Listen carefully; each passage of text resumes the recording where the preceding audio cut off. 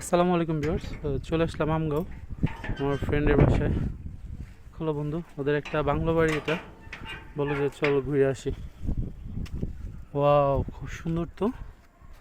দেখেন, পুরো বাড়িটা একবারে বাউন্ডারি করা, চারোদিকে চারোদিকে ফল গাছ লাগায় রাখছে, মাঝখানে একটা পুকুর, আর ওই যে একটা বাংলো। কি বন্ধু, এইখানে কি তোমাদের ভবিষ্যতে বাড়ি ঘর করার চিন্তা ভাবনা আছে নাকি? না, রুম তো একটা করা আছে এখানে, মাঝে মাঝে একটু সময় কাটানোর জন্য রাখা আর কি।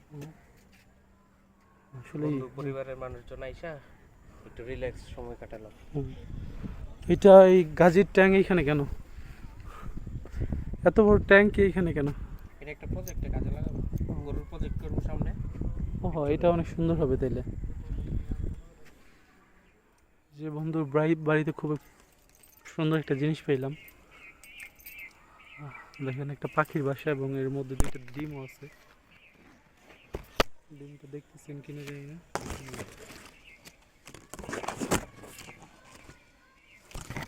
পাখি ওই যে, মনে হয় সম্ভবত ওই যে ওই পাখি দুইটার ডিম। ওরা ডাক পারতেছে খাঁচাটা ধরার সাথে সাথে।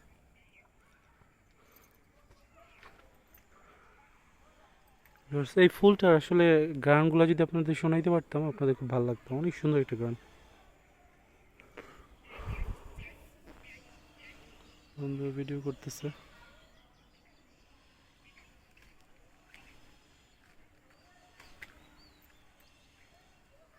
মালবেরি গাছ।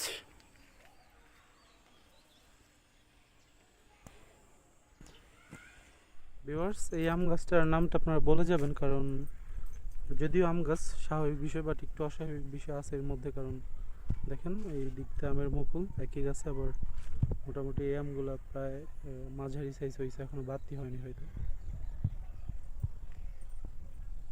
এটা আসলে কাটিং এর কারণে হয়। কাটিং করে করতে পারলে সম্ভবত কাটিং আছে, দেখি তো।